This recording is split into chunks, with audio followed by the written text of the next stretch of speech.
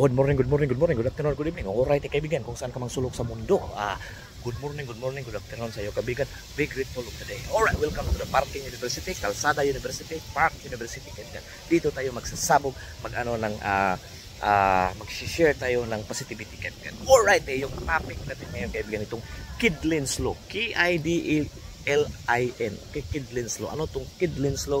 At saka ano yung matutunan natin dito, kaibigan. Okay, because we focus dito sa Parking University, kaibigan, sa Kalsada University, sa Park University, mayroon tayong mga lesson na matutunan sa buhay natin, kaibigan. Okay, because we trained from school, elementary, high school, college, we just train kung ano yung mga aral, paano mag-traging trabaho, paano mag-ano din. Later on, kaibigan, as a result, majority sa atin, hindi natin natutunan yung basic law principle of the universe, kaibigan, na very basic na kung mayroon pala tayong kung ma-apply pala natin ito, kaibigan, at saka ma-apply natin ito, maintindihan natin itong mga basic law, we could slowly change our reality. Wow, di ba? We're wasting too much time focusing on something, then later on maraming mag-struggle tayo sa maraming nagsa-struggle sa buhay because we don't understand daw the very basic principle of some laws of the universe. Wow, kaibigan, wow. Ito yung mga sabi ng mga expert, kaibigan. Okay? Yung nagsabi na the science of getting rich, si Walter Wallace, si Joe Dispenza, kaibigan, si Neville Goddard. So ito yung mga sinasabi nila na that's why people struggle because hindi naintindihan yung basic law principles, law of the universe. Wow! Okay, ano tong Kidlin's law? Okay, pag mayroon na tayong problema, kaibigan, once we write it down in paper, okay, pag isulat daw natin yung problema na yan, kaibigan, we are half sa problema, kaibigan, na susolve na. Wow! Wow! Wow! So, kahit anong problema, it could be daw problema, anything, it could be, kung mayroon kang isusulat mo siya, you are halfway na, kaibigan, to the solution. Wow! Wow! Wow! Totoo ba yan? Okay. For example, if you are just given 2 plus 2, 3 plus 3, kaya natin yang i-ano sa brain natin. Kaya natin yang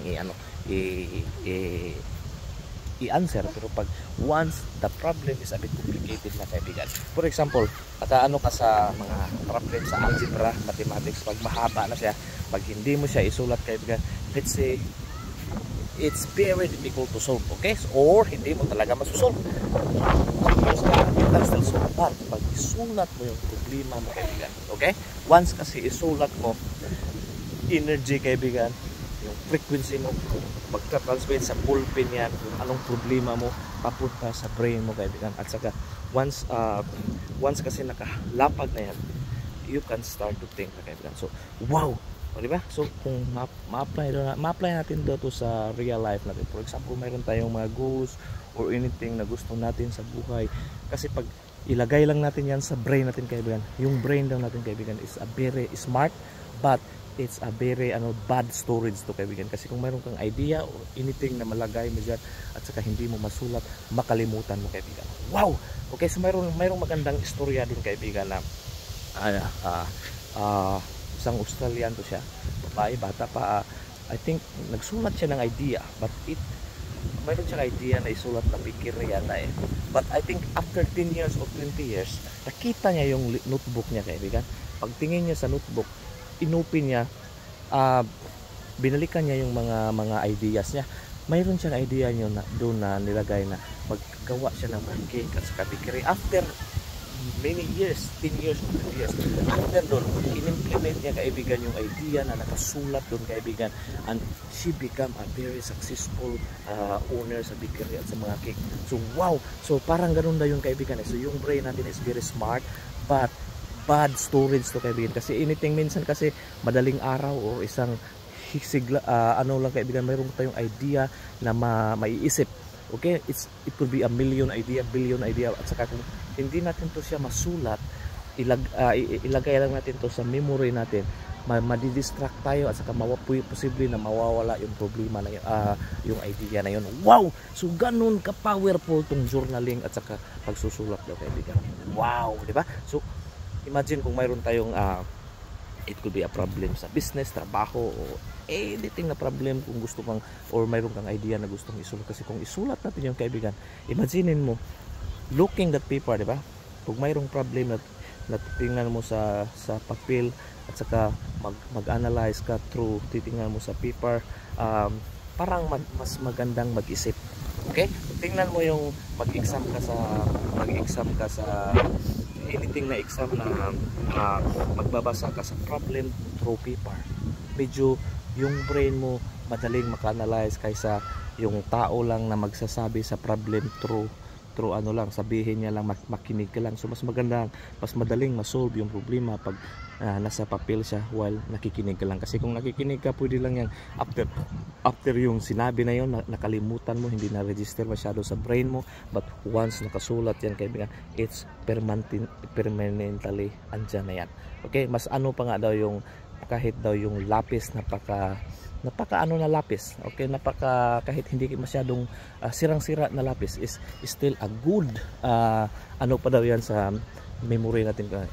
Kung mayroon kang maisulat na problem, idea, kahit pa yan nasa lapis na napaka lumang lapis or napaka hindi magandang lapis, that idea is better than daw yan, kaibigan, kaysa i-register lang natin sa brain. Kasi it could, kahit after 5 years, 10 years, yang nakasulat yan sa lapis, andyan pa yan, hindi yan mawawala, nakaregister pa yan. Pero pag i-ano lang natin i-ano lang din sa brain natin, hindi natin isulat, it could be 5 years, 10 years from now, malimutan na natin yung kaibigan, malimutan natin yung idea na yan, malimutan natin yung solusyon na yan. Wow, so ganyan ka-powerful tong Kindlin's Law, kaibigan. So pwede natin tong ma-apply. So it could change our reality daw, kasi kung mayroon tayong gustong gawin, mayroon tayong problema na gustong isolve, or mayroon tayong anything na gusto nating i-implement, if we start writing it down, wow, we can slowly progress, and we can slowly find solution, kaibigan. Kasi yung brain natin daw, kaibigan, is itong brain natin very powerful to, and if a circuit that wired together, kaibigan, is fired together. So anything yung mga brain natin pag train daw natin itong mag-isip. So kasi pag nagsusulat tayo at saka nagtiting na tayo anong problema doon, anong solution doon, our brain is starting to think, kaibigan. And very powerful yung brain natin, kaibigan. Kung mayroon tayong subconscious mind na kahit natutulog tayo, nag-walk out siya, kaibigan, for us. At pagising natin or anything, kahit naglalakad ka, nag-walking ka, it could give you the solution. Kasi sinulat mo yung problema, at saka madali yung subconscious brain natin, subconscious mind natin is it could work while we are sleeping. Wow. Hopefully may natutunan tayo ngayon na the purpose of writing down, kaibigan, itong Kindlin's Law. Anything na mayroon tayo, write it down, we are halfway to solve the problem. Wow, hopefully hindi ko nasayang yung oras mo, kaibigan. I wish you well. Close your eyes and open your arms. Not your legs, and this all be yours. Peace, love, good health, abundance, all the riches in the world. Boom! Shakala, nagkala-kala. See you next time, mabu.